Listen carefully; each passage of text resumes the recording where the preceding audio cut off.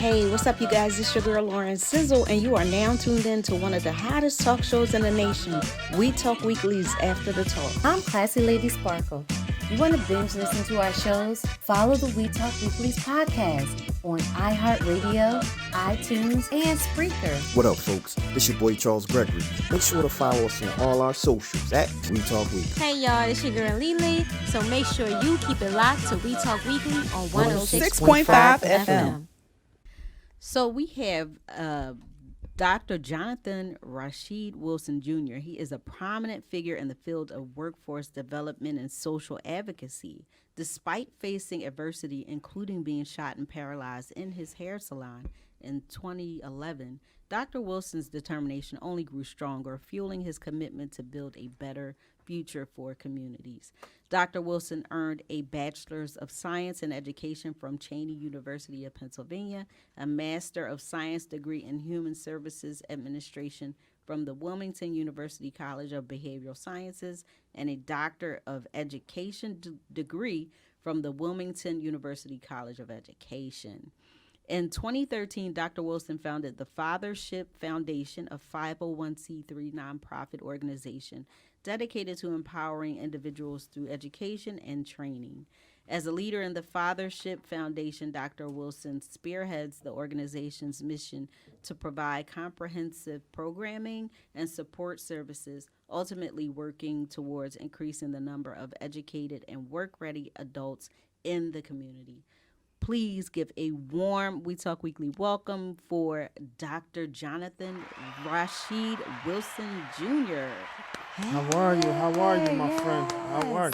Thanks so much for having me. Lauren, can you adjust this mic? We're going to try to get this together because we're going to make sure we do this dynamic interview with you, my friend. And we was excited to have you. We've been waiting for you, you know. And Glad to be here. yeah, for sure. Let me see here. Yeah, just move it toward. There we go. Mm-hmm. There we go. Yeah. There Here we go. All Yeah. right. Yeah, for sure. So, first of all, I want to thank you for coming to the show, and because I know that it was a little challenge for you to get here, my friend. You know what I mean? And Tiny bit. you made it work. And so, let's talk a little bit about the beginning, right? And this is always we always say that we allow a safe space here. So if you don't want to revisit or something triggering, you could just let us know. Mm-hmm. One thing I do want to say is that I share a little bit of that history, Mm-hmm. because I was a victim once. I was shot 6 times, rushed to the hospital and stuff like that. So I was out, for a little bit. So, when I see the stuff that's going around, I understand the pain and the frustration and the anger too, you know what I mean? But also the repairing, the rebuilding, right? Mm-hmm. And so I would love to, if you're open, to talk a little bit about that moment, and then how did you, emotionally and physically start to build from there to now? You said the shooting? Yes, absolutely. Well, the last shooting, that was 2011. I've been shot like 4 different times. Right. So, but the last one was the one that actually confined me to a wheelchair. It's definitely been a journey. From the moment that it happened, of course, as you alluded to earlier, somebody tried to rob my salon. Okay. And I just didn't respond the right way. I stand on my feet all day for this. Like, Yeah. You're not taking this. So fight ensued, physical fight, and then the person started shooting in the building. Mm. So I got actually hit with a stray. Oh, okay. Trying to take the gun, so that's what happened, man. We can't cry over spilled milk. Yeah. Generally, so what happened, I fell, and it's not like the movies, like your whole life doesn't flash in front of you, any of that. Yeah. It wasn't blood everywhere. I actually I had no blood. It was internal. I only got hit one time. Yeah. So, but the scariest part was when I couldn't hear myself talk, and I fell, and I didn't have no power over my legs. Yeah. So at that point, I don't know what's happened. I just think I'm about to die. So I just I made a peace with it at that time, and just started naming everybody that I loved, and then also told God that I wasn't finished yet with what I was doing. So I was Same doing a here, lot bro. of stuff in the community at the time. I actually was not involved in any kind of crime or Right. anything like that the last time I was shot. So it's definitely been a journey. I woke up in the hospital. Woke up in the hospital, couldn't walk, man. That was tough. It was tough. I remember the Super Bowl happening, everybody coming up to the hospital, stuff like that, and just trying to figure out how I was gonna make it work. 'Cause I had all these big plans. Right. I have been doing a whole lot of stuff in the community the last couple of years. Had already changed my life already. So I ended up closing the salon because I'm a celebrity barber at heart. You know, I work at the hair company. I'm a legend in shout out. Southwest for Yeah, cutting yeah, hair. yeah. But after that, I had some education already. So I had a special ed degree, but I had been cutting hair and do a little substitute teaching and stuff like that. But at that point, I was like, well, I want to do something a little bit bigger. And I'm not going to be able to cut hair. Actually, I could have, but it would have been hard logistically, getting in and out. Even though I had a lot of community support, the issue was that I got shot in the building. Mm-hmm. So all the kids, the people just scared. I got to pay the bills. I can't just have a business to have it open. I need to be making money. And unfortunately, I was just breaking even. Yeah. So I had to make a decision, okay, what am I going to do? So some years earlier when I was in jail, I had come up with the idea of the Fathership Foundation, but I really didn't do much with it because I got back out and started cutting hair again and started just doing what I was doing. I was like, that would be a good idea to start that now. Right. The need is great. Yeah. You're more evidence that the need is great. And I got started on it. So I went and got a business plan done. Called a couple of old heads, Popcorn, Vic, told him what I wanted to do. And Tony was really like a support, like, because it was a whole career change from cutting hair to doing something academic. And I was kind of getting my feet, but with the academics, just substitute teaching, being the super sub, just coming in. But then I was like, I'm going to be more serious as far as education goes. So I went and got a master's. I got Tony told me to get my business plan first. So I got my business plan together and took that to the master's program with me. So I must have presented the Fathership Foundation as a PowerPoint 15 different ways, 100 different times. Yeah, no doubt. You know what I'm saying? So by the time I got ready to walk, it was like, it was tight. I used everybody that I went to school with in them groups and, the group, class group presentations and stuff. And people had added their expertise and knowledge and talent to it. And it was ready to go. What I didn't know about was the fundraising scene. I didn't know that was going to be that hard. Mm-hmm. I thought that the programs and stuff would be so good. And I had such a rich life experiences that everybody's going to fund me. You preaching to the choir. Yeah, but that wasn't actually what happened. That was a skill that I picked up probably about 2 years later, 2015. 2015, Mm-hmm. no doubt. And so, so after that, you come out and you start this initiative. What was that aha moment to say that I'm going 100% into it? You know what I mean? I became a research assistant on a study that was studying violence in Delaware, in Wilmington, Delaware, in 3 different zip codes.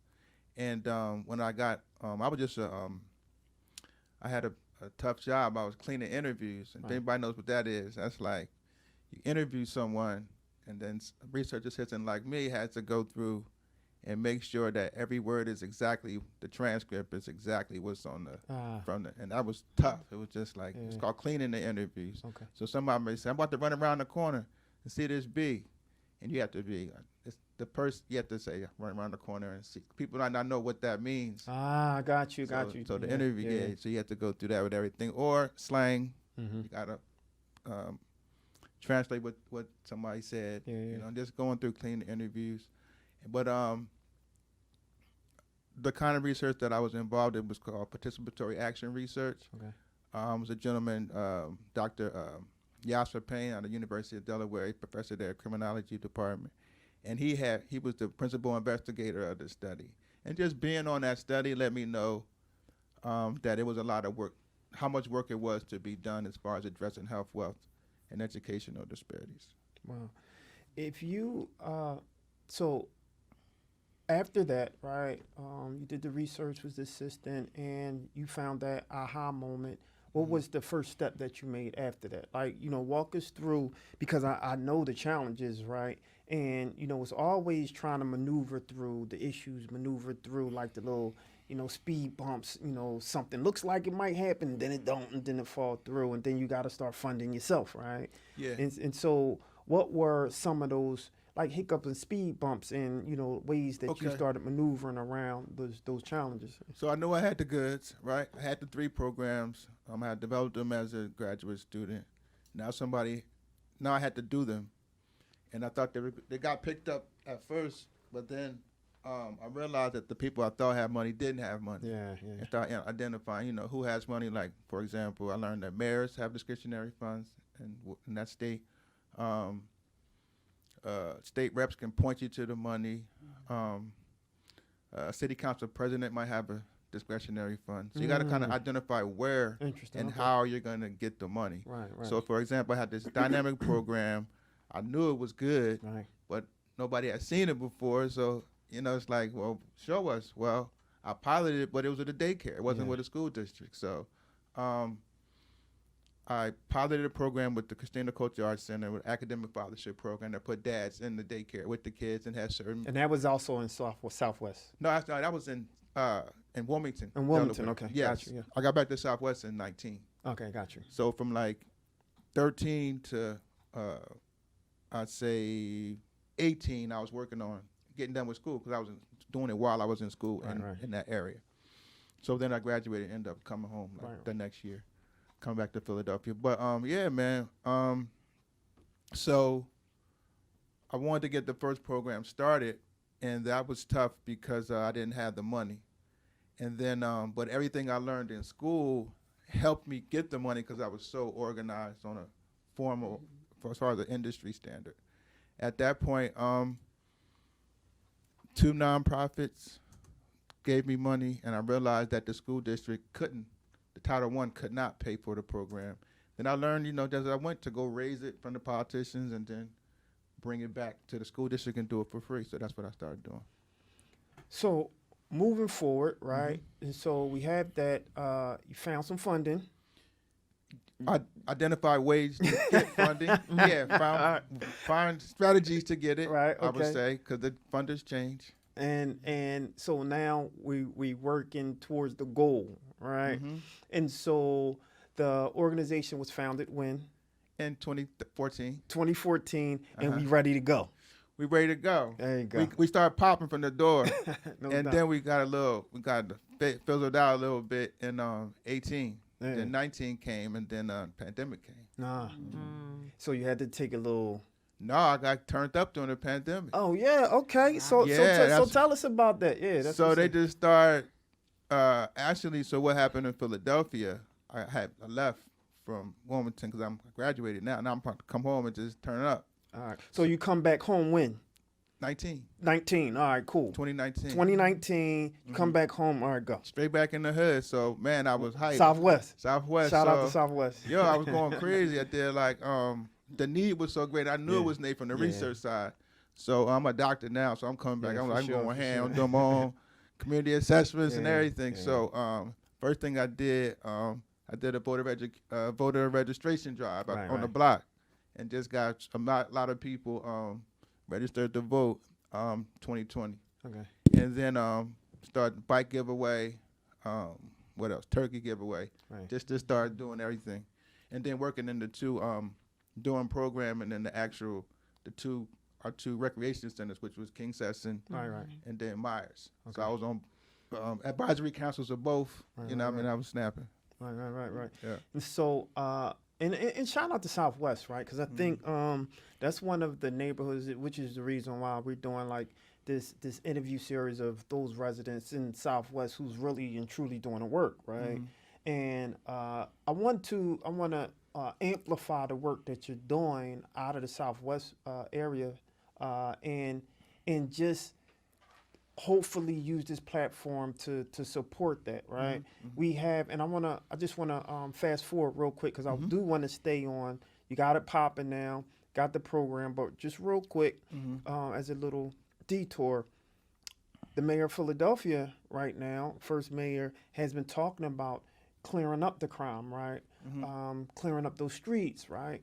I think she say cleaner, greener, and safer, or something like that, right? And so a lot of those who were voting not only for the mayor, but was, voting throughout the election, one of their issues was crime. And how can we fix this, right? So what you're doing with even your program and what you know from now and then kind of like the institutional knowledge that you have coming, because I mean you 80s baby, right? So you kind of know the history 70s. Okay, so 70s baby, right? So you know the history from even the Black Mafia to the Junior Black Mafia, even some of the people you name, I know, right? And so when we talk about crime and how violent Philadelphia can be and was and even becoming now, what do you believe are those, resolutions or fixes? Because we like to think of like how we can fix some things as opposed to just saying, oh, it's crime. But how can we fix that? What are your thoughts on it? So the first thing you have to do is have, put my doctor hat on. You got to have an accurate assessment of whatever problem you're dealing with. And our problems, although they're bad, you have to have an accurate perception of them. So crime is down. Shootings are down 30%. So you have to understand the world you live in with the media, social media. They'll loop lies about your community, and they've done it for a long time. So it's this thing called 3 ways to look at violence, right? You can break it down in 3 ways. There's structural violence, there's cultural violence, and there's direct violence. Structural violence is the formal or informal ways in which a marginalized segment of the population is kept from their natural needs of health, wealth, and education, things like that. And I say formal or informal, so a formal example of structural inequality, it's in the structure, it's in the system, right? Would be Jim Crow apartheid. We had that for 92 years, right? Yeah. Back of the bus, you can't go to this school, redlining, and everything else that the patterns and practices that came from the public, right? So that shut us down. That sustained poverty for years. Right. So our issue is that if you want to know what the deep reason what's driving crime, it's just the poverty level has not changed. African Americans only hold 2% of the wealth in the country. That means all the Jay-Z's, Obama, Rihanna, everybody together, 2%. Now, as a doctor, I understand statistics and that it's statistically impossible without something else happening in that environment. And that was Jim Crow apartheid for 92 years. Wow. Yeah. So you couldn't produce any wealth. So wealth is usually passed down in vivo while somebody's alive. Your grandmom or your dad give you your starter, take some equity out of this house and get you a house at 24. Right. Or post-mortem, your grandmom die and leave you 50 million acres. That doesn't happen for African Americans. Yeah, most families are born at ground zero, working poor or abject poverty. So in a lifetime, you can't build wealth. You can only build some income. There's nothing to pass down. Yeah. So you say, what's wrong with these black people? Ain't nothing wrong with them. 92 years of Jim Crow apartheid. And if you look at where the shootings and the violence happens, you have the other thing called, before I touch on that, you have cultural violence, right? And those are the prevailing or prominent attitudes about the people that have their rights inhibited that makes you behave different toward them. So say they're criminal, that they only kill people in that zip code because they're bad and they're crazy down there or whatever. They don't want to get married. They don't want to work hard. That's cap, right? But that's cultural violence, and then it leads to what? The direct violence that you see on the news every day. So if you don't have the right, accurate assessment of what's going on, you just say something's wrong with black people. Or those are niggers. They that's how the niggers act. Lock them all up. Get this off on crime. Kill them. Throw away the key. That's the cultural violence that keeps the structural, make the structural violence look like it's invisible. So, for example, I said that was a formal way with Jim Crow apartheid, right? Informal would be you got the bad hospital in your community. So women are dying from cancer in 19143. I'm just making this up, but they're not dying in the other. Got you. And cancer research is doing so much better. But why are the black babies and the black moms dying? And why is all the kids in this school failing? Because it's bigger than them. It's structural. That 10-year-old cannot control what school we go to, and his library is bad, and he got the least experienced teachers, and the principal don't care. So so when you see the grades going down, not because they're just niggers and they're bad, it's the structures that is. We have to have the right perception of how to address the problem. And that's what we try to do at the Fathership Foundation. So the Fathership Foundation is a community-based 501c3. We operate in the 51st Ward, where I came up, and then also the 40B, where I'm at now. And we have a brick and mortar now we didn't have when I got out of school, and that's really been helping us to impact the community in a much greater, effective way. Wow, you said a lot. So I guess, so what would be, so if we know that, we think about. So hold on. Yeah, Go ahead. Bring me to. Go ahead. So it brings me to like how I not came up, I started doing better, even in this space, is reparations. So what reparations needs to look like, let me tell you what it needs to look like. Okay, I'm listening, yep. Right? Because in that statistic it's statistically impossible for 15% of the population to only have 2% of the wealth. Right. That's institutional racism over time. Right. It's 92 years of Jim Crow, not just like you got slavery was over and y'all was cool. Right. When the slaves were free, they didn't get any income, they didn't get any cash, they didn't get any credit, they didn't give any capital and no land. Right. So what were you supposed to do? We supposed to be at 2%. Yeah. They got laws, formal structural inequality put on the books, laws against you. Yeah. You can't sign a So contract. it's in the you can't- negative already. Yeah. So what reparations looks like though is not a check. It looks like the pandemic programs. So blacks that already got something going on like Interesting, me, yeah. that got the education, they just need the SBA loan. They just need the no interest. They just need the this, the that, the that, and the whole attitude like, yeah, bring America back. You got to bring Negroes back. That's what you got to do. It's 2%. It's crazy. Yeah. That means 98% of the wealth is somewhere else. That's why Cleveland looked like North Philly, and North Philly looked like Southeast San Diego, and looked like, that's why they all look the same, just a Yeah. different variety of poverty. Because we're all black. America is anti-black. That's the issue. It's anti-black. They passing laws. You can't have water in the line. We don't want you to vote. We don't want you to do anything, because since 1865, right, they have said we are going to replace physical slavery with political slavery, because we don't like this 13th, 14th, and 15th Amendment. They got their freedom. They got citizenship, equal protection under the law. Now they can vote. This is too much. And they've been on that since then. So, wow. So how do you explain, right? Because I agree with you. I 100% agree. I can't deny anything, because it's yes. So how would you push back against those that would say, whom may be against the idea of reparations, right? That say, well, I worked hard, right? But they're white or black. White.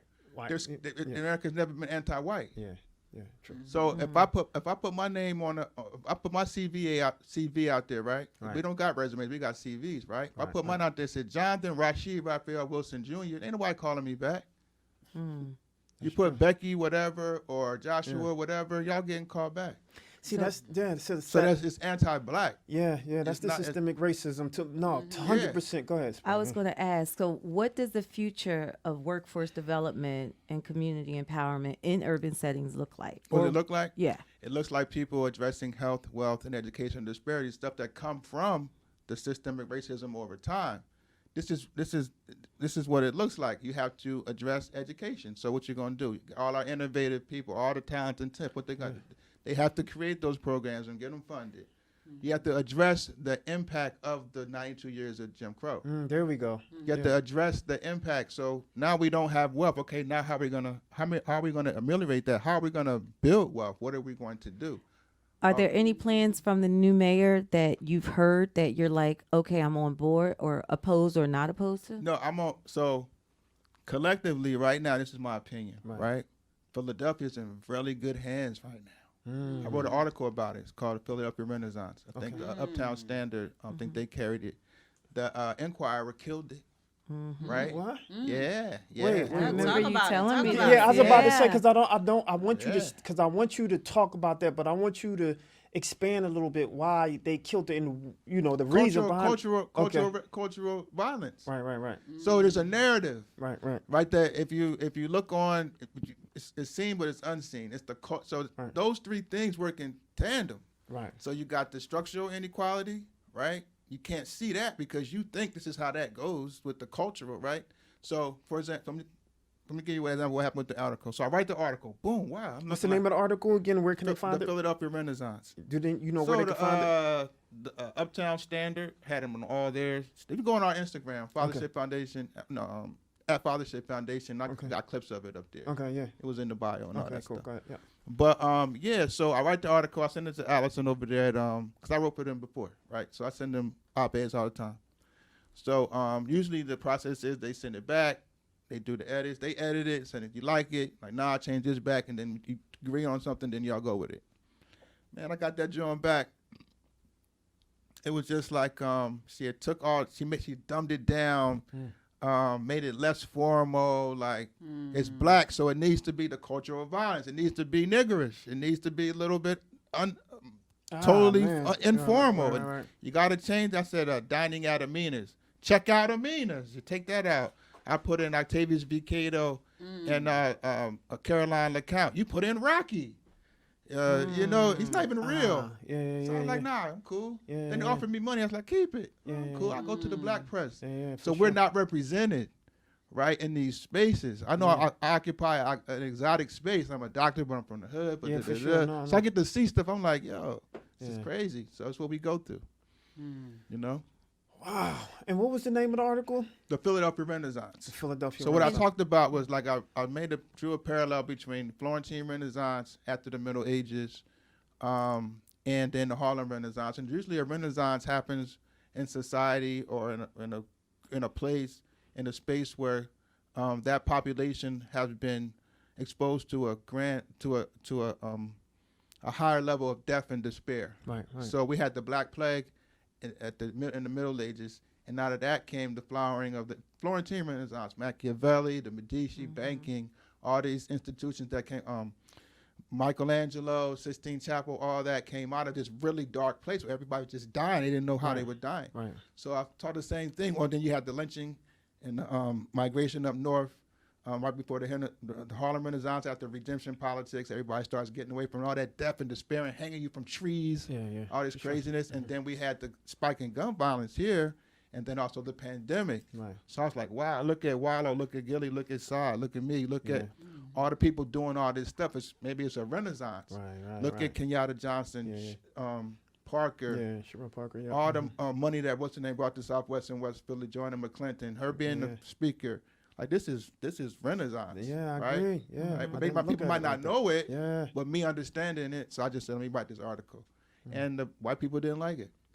Unbelievable. That's really disappointing. Now, for argument's sake, right? Can we say that it just was pitched to the wrong platform? You know. Well, I For like argument- to for argument's believe sake, that. I think that, to be honest, I think there might have been some political issues with it. Okay. Because people might have different attitudes and attitudes about the people that I mentioned. So I mentioned Larry Krasner. Okay.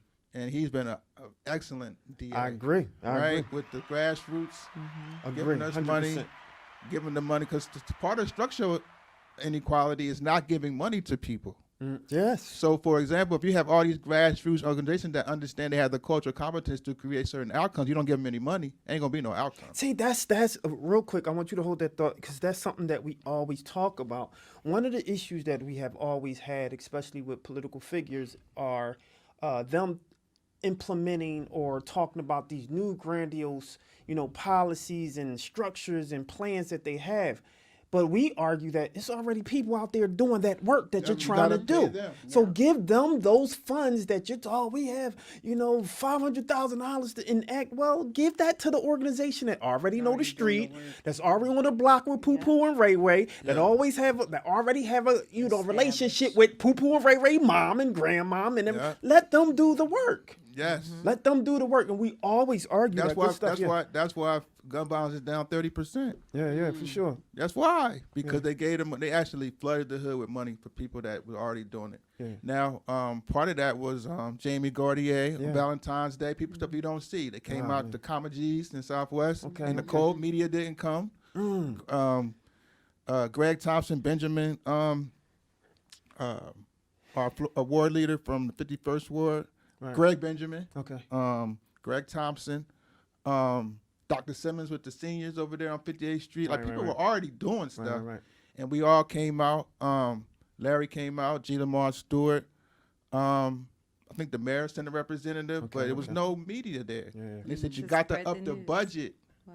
because it's $50 million to something like that to fight gun. That's not enough. It's not. So they raised it to like 150, Right. and then the governor got, and Tom Wolf got on board, Yeah, yeah. and it was just like the Renaissance started because the money train started. Yeah, yeah, for sure, for And sure. trust me, bro, the crime would be down, but it wouldn't be down. We had some really good people from Yeah, from for sure. uptown, Sherelle and them. Yeah, yeah. You had people downtown. Yeah, everybody. Kenyatta Johnson's a monster. Yeah, yeah, for He sure. was going crazy on gun violence. Right now, he's a student. Not student government. City council Yeah, president. Yeah, Yeah. council You see what I'm president. saying? Yeah, So for it's sure. just like, Bass is with him. yeah, Cindy. Oh, she's a monster. I just said her thing the other day. So it's like you have the right leaders in place, and Philly can only go up. Yeah, yeah. But I think what happens when you look on like no gun zones, Scoop Hall, and all that stuff, Yeah. we come from a tradition of fight the power. yeah, So no, we fight for sure. ourselves True, sometimes, true. but not knowing this reflexively. Say, what you gonna do about this? But it's like you haven't even looked. Yeah, no, for We- sure. We popping right now. Philly popping right It now. is, and but in defense of some of those people, like I gotta argue that they feel burnt and have been feeling burnt for a long time, right? And by way of who they thought was leadership, right? And so they're always going to push back, but they need people. One of the things that I had against our former police commissioner, right? No matter how great she was, no one ever saw her. She came through the hood. I can't say she came to our hood. She came to Right. 65th Street. Right, She did the violence walk. The sheriff as well. Joanna McClinton as well. Like they get out, see but Joanna Clinton. but there's some people.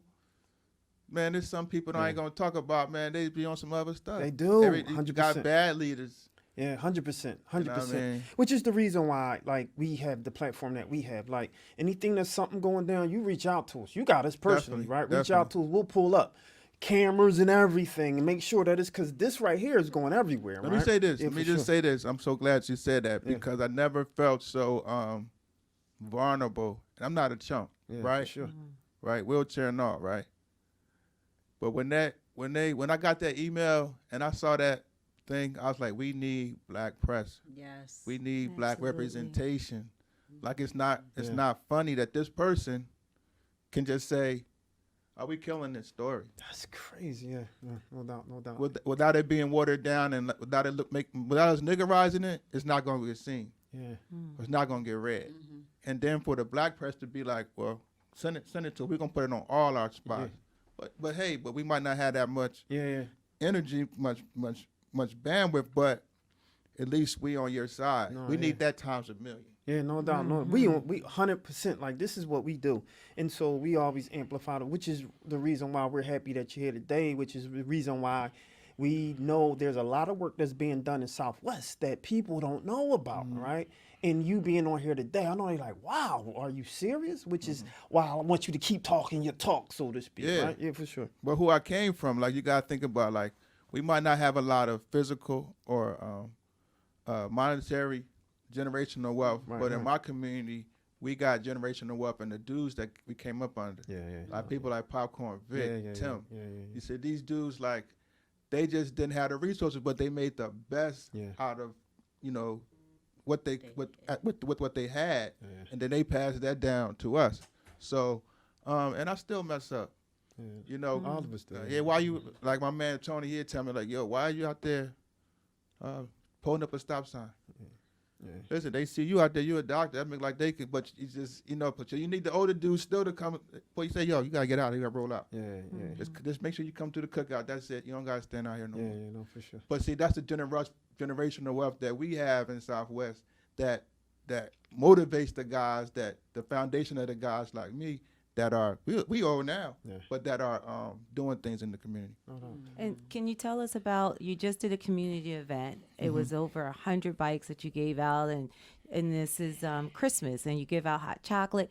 Tell us, like, how can people find out more information on, getting that word out? So the best thing to do is always follow our Instagram at Fathership Foundation, and also on Facebook. Those are the two in real time. You can see what we're doing, We having a book giveaway. So we, in addition to the things that we do every day, workforce development, after school program, opening our center to other people, other programs to provide things there. We have a cultural enrichment calendar as well. So we do things all around the year. So you see our turkey drive during November, our voter education drive year round, and then our bike giveaway on Christmas. And that is targeted toward kids that are taken out of the home. Right. Okay. So we know DHS for the last about 13, 14 years have some challenges with kids getting hurt. So we can deduce that. So the research says that they take kids out of the home more than anybody nationally, right? At the city, because they're on top of it. Right. So we can deduce that at any given time, even holidays, the kids are somewhere else than their regular home in an emergency context. And those kids generally don't get bikes and stuff like that. So that'll be that year that I was staying with the neighbor, I was staying with grandma next to Ken, and that was a bad Christmas for me. Right. So we want to say, nah, we're gonna give bikes to those kids every year, so they can say that's the year I got that bike from the Fathership Foundation, and it was brand new, and my uncle didn't do it, and he started it and didn't finish, and grandma didn't know how to use a computer. He just went up to Tony's on 52nd Street. They went up there and they give them out every year, and I got my bike. Wow. So that's why we do that particular one. Then we also, one more is in the weekend after the 4th of July, we do the Me and My Dad Got Game tournament. It's our 5th year for elementary, middle, and high school students. It's 2-on-2 tournament for dads and their kids. And that's a big one. That is a big one. That's on crazy. Yeah. Wow. That's the most popular one that we do. And where's that? Yeah. So we should do a King Session and Myers, Okay. but they're both closed for renovation. So we up in the air this year. We might do it in McCreesh. Everybody wants us. Sure. They want us to come up northeast. I want to stay in the hood, but I might. You might be able to do the Shepherd. I'm in West, so you might be able to do Shepherd, right? Yeah. Tustins have a right. Or the new one with Kobe. That's in Tustins. That's Tustins. Everybody's saying go up there. Go As a matter of fact, sure. Mo Howard, he want to do it up there. Yeah. Be sure to let us know so we can spread the word. We and definitely want y'all put it here, on our man. platform. Yes. Thank you so much. No, absolutely, man. Wow, this was amazing stuff. You dropping the bombs on us, man. What so y'all gotta come to the center, man. Set up, man. No, just listen. We right on 65th Street. It's like Say a Black less. History Museum mixed with a library. That's kind of like the whole. We got a computer lab. Yeah. We have a classroom, and also if y'all want to do something like a program or a media for sure. program for youth, you can all. We have our spaces open on weekends for everybody. Yeah. We definitely got to set something up. We got to talk to the people, see if we can get more people down there, and unfortunately, it's kind of like we need 50 more us out there, right? That's doing those things, right? Because we want to be everywhere. And unfortunately, when we talk about the monies and stuff, like literally, and this is not to take away from any other the independent media, but we kind of like the only ones that's doing this stuff. But you got Uptown Radio, you have a lot of people out there, yeah. And so that's my guy right there. I was just on. Shout out to him. We just want to say, yeah, that's right. That's my guy right there. And so, but it's not a lot of us, right? You got Pop POC. You had shout out to Saj the Blackwell right now. She's doing some major work. Yeah. That's my people. That's another one doing some major work out there. But it was only a few of us that's really out there that's trying to give platform to amplify those voices. Yeah, POC. Like POC. Yep, POC. My people. Yep, she's on the board. She's on the board with us. Let me tell you something, man. For sure. That's the first person I hit after I was had the issue with the Inquirer. She sent me a list of people to send that article. She's like, this is an excellent article. Don't worry about them, huh? Send it out to these people. Yeah. I'm about to tell Lauren that Sizzle, this sounds like a investigative story that we probably need to be looking at for, They said we give you $100. We killed it. My boss killed it. I'm like, whatever. Yeah. Wow. And I'm not surprised by that, especially coming from an organization who would rather they would rather write about things in the heart of the Black Lives Matter movement, the protests after George Floyd. You want to write a headline that reads buildings matter too. Buildings matter too. So I'm not surprised at that. Something Definitely.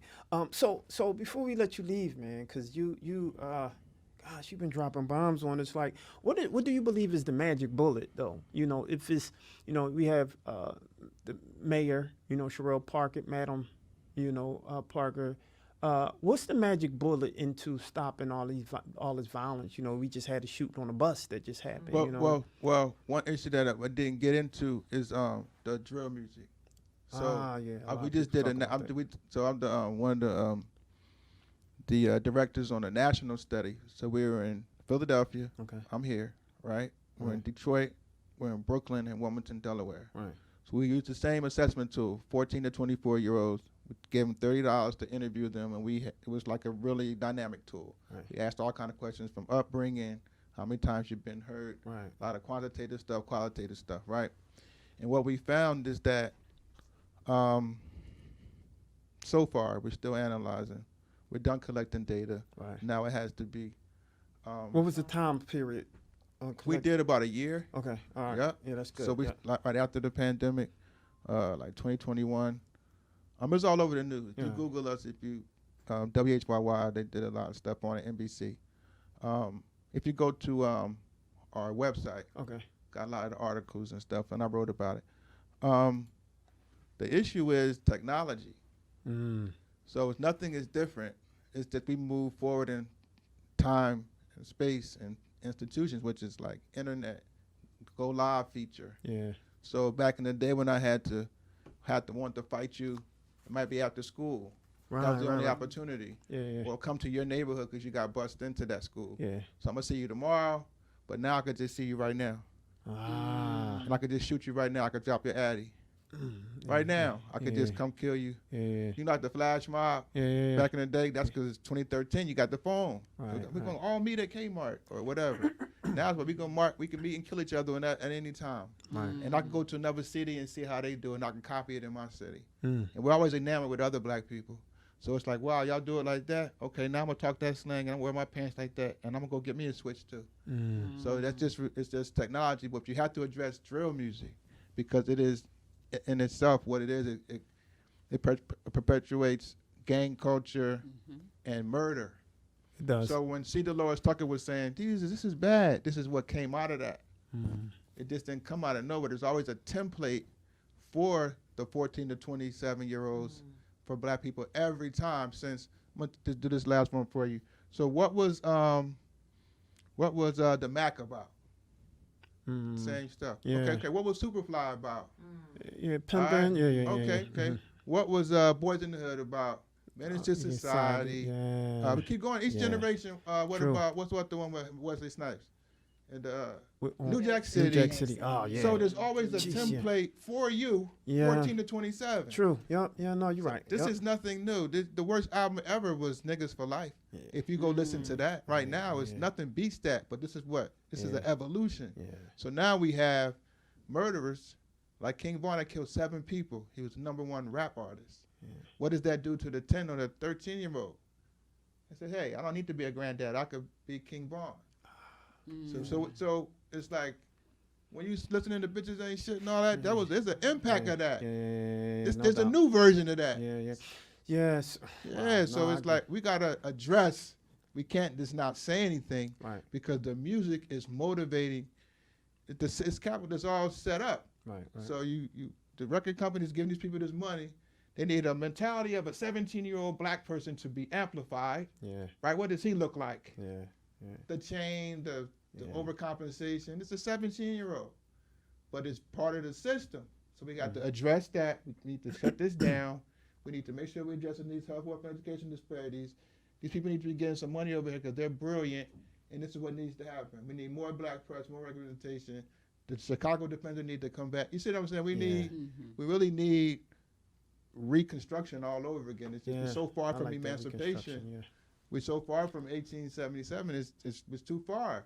That's why nobody cares about voting because it's so far from slavery. Oh, slavery's over. But you got all the other stuff going on.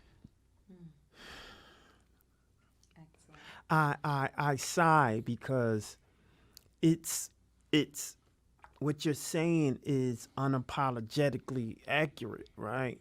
and it's challenging to hear the truth, so to speak, because everything that you're saying is you can't. You gotta have an accurate assessment of the problem. Especially when it's big, it's dynamic. You just can't say, y'all people need to just go to work.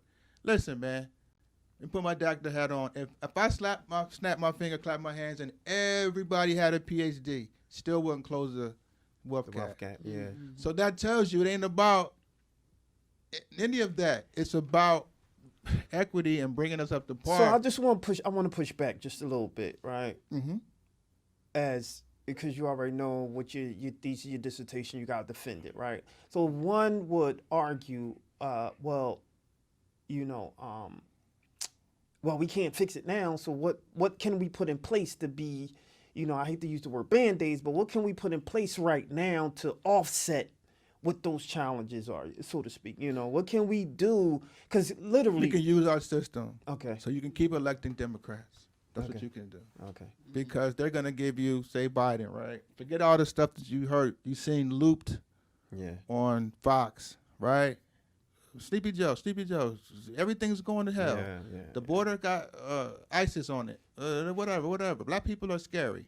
Immigrants are scary. They're going to keep looping that. Some of that gets into our little information sphere, right? And then we repeat it on social media. And that's when you say, I'm not voting for Biden, But little do you know, the red states are passing laws against you. Yeah. They're banning books. Yeah. They serious. You're talking about Kamala Harris's ethnicity, and they got a lock on the legislature. Yeah. Where they can say no, where they can do still elections and craziness, right?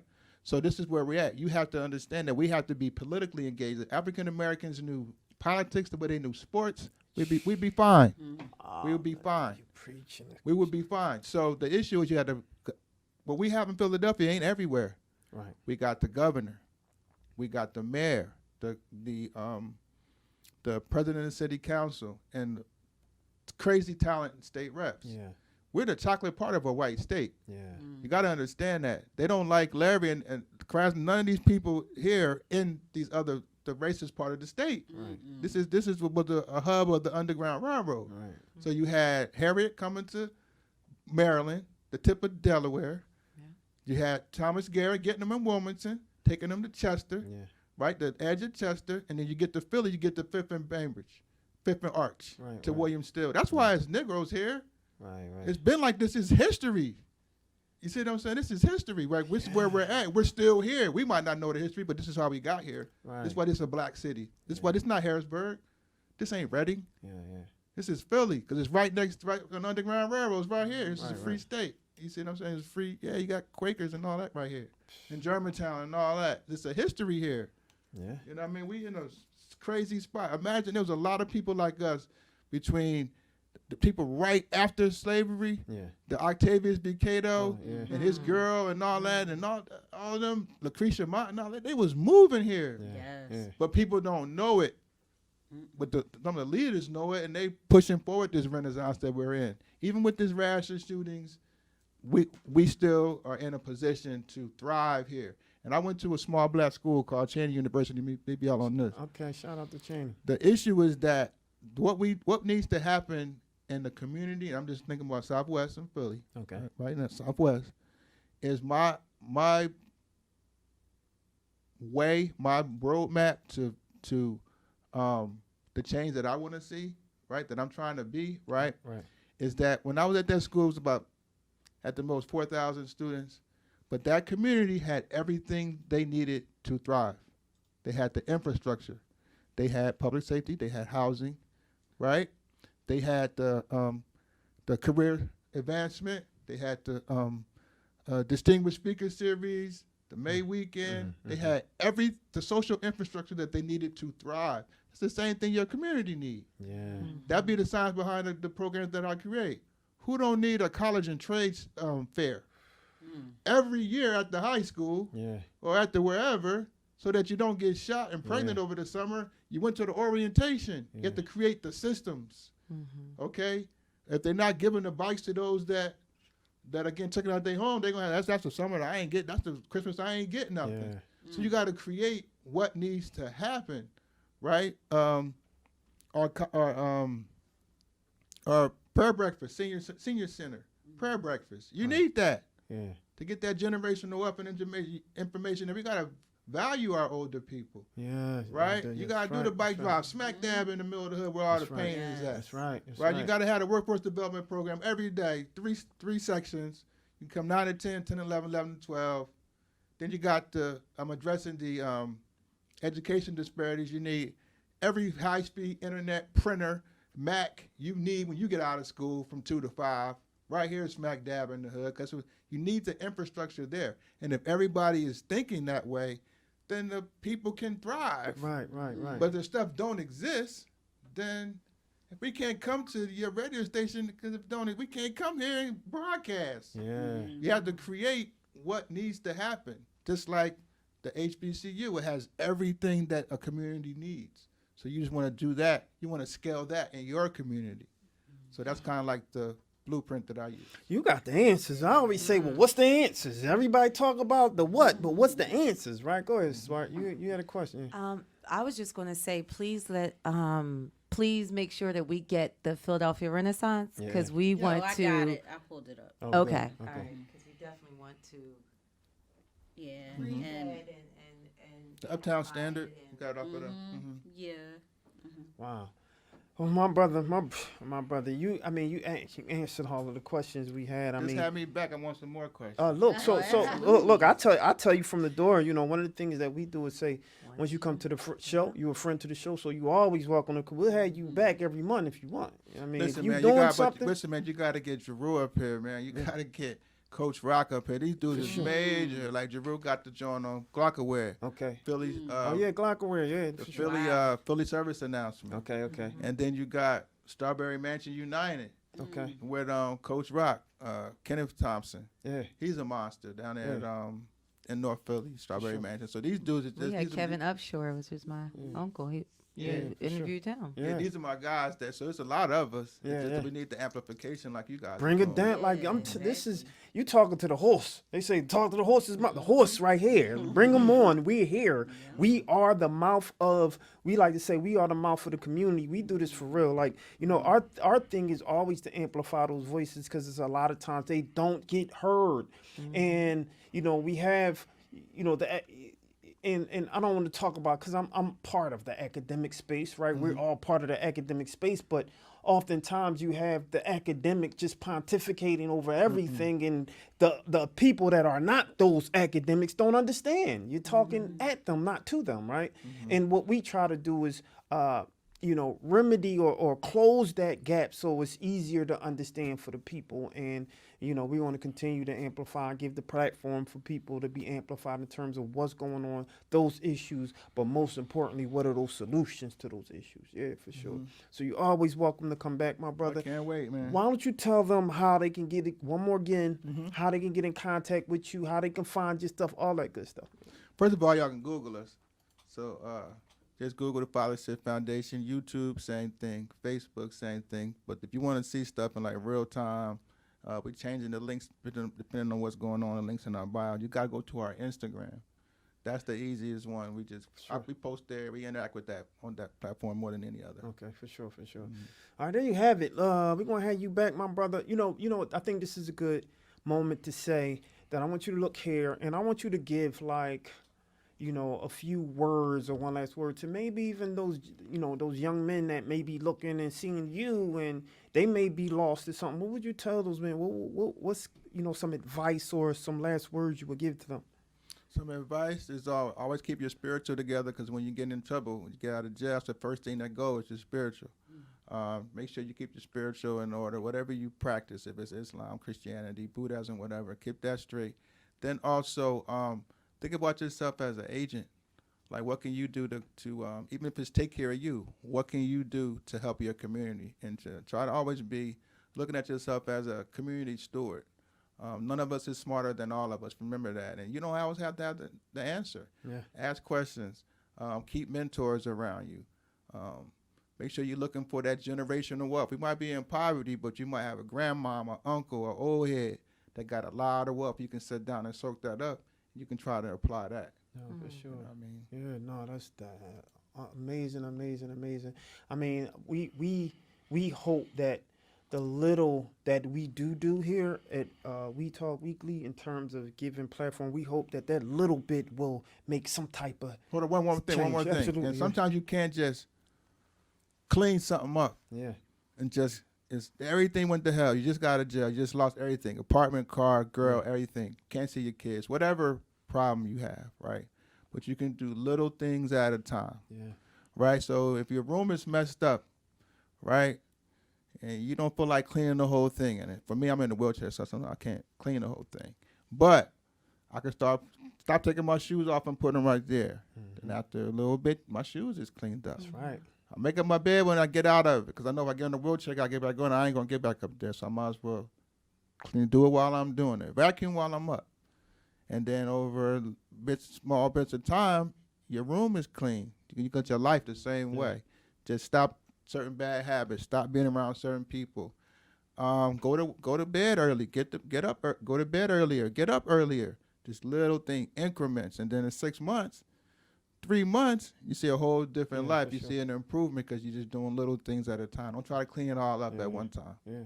No, you the real deal. One of the things that I mean, I think I can honestly say 2024, you was my favorite interview of 2024 so far. And so kudos to you. I think we need more of you. I mean, you're literally a unicorn right now. Because of your background, your institutional knowledge, your real life experiences, and the work that you continue to do. And so we appreciate you for that, and we'll support you in that. And you're always welcome to come back. Thanks so much. To We Talk Weekly. Absolutely. So, well, there you have it, ladies and gentlemen. What a dynamic show. I'm your boy, Charles Gregg, with the beautiful. Lawrence. No doubt. And the beautiful. Classy Lady And Sparkle. my guy. Dr. Wilson. No doubt.